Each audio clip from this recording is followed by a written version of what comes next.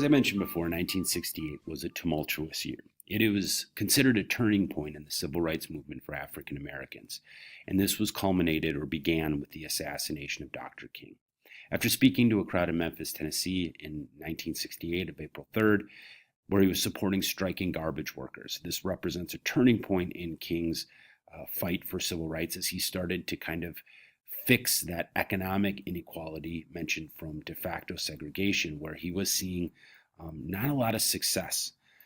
The next day, and in fact, after he gave this speech, or while he was giving this speech, it is noted that he is very, very melancholy sounding and often kind of almost predicting his assassination. This has caused a lot of people to think that this was almost like a premeditated assassination in the sense that there was a conspiracy. But it has been found that a known white supremacist by the name of James Earl Ray assassinated him on that day. And despite a plea for no violence to occur throughout the country, it led to some of the greatest rioting, urban rioting in United States history. That violence happened in over 100 cities where buildings, neighborhoods, mostly predominantly black neighborhoods, were set on fire. In the end, there were many arrests, over 27,000 arrested, and many injuries. And this was kind of seconded when Robert F. Kennedy, who had been promising a lot of John F. Kennedy's plans for extended civil rights laws, was assassinated running for president by a Palestinian immigrant who was basically disgruntled over his support over Israel.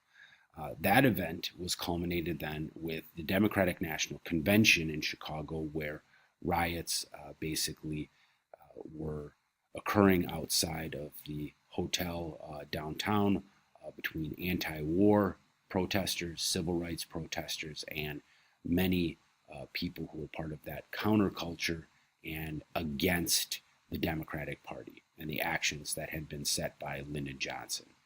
Here's a little video to kind of give you an idea of what happened in that summer weekend in 1968.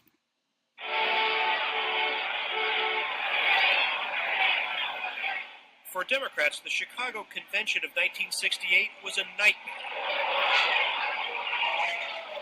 Meeting after the assassinations of Martin Luther King and Robert Kennedy, Democrats fell into chaos, fighting Chicago police and each other.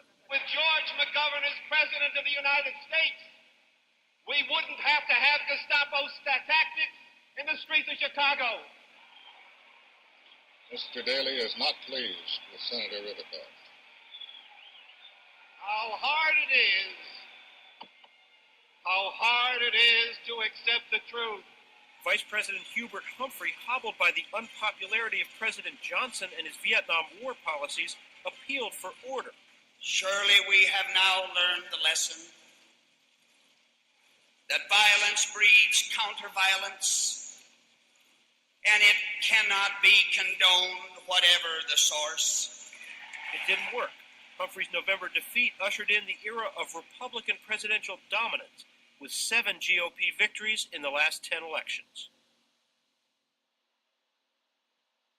We'll eventually talk about that rise of conservatism that happens in the 1970s.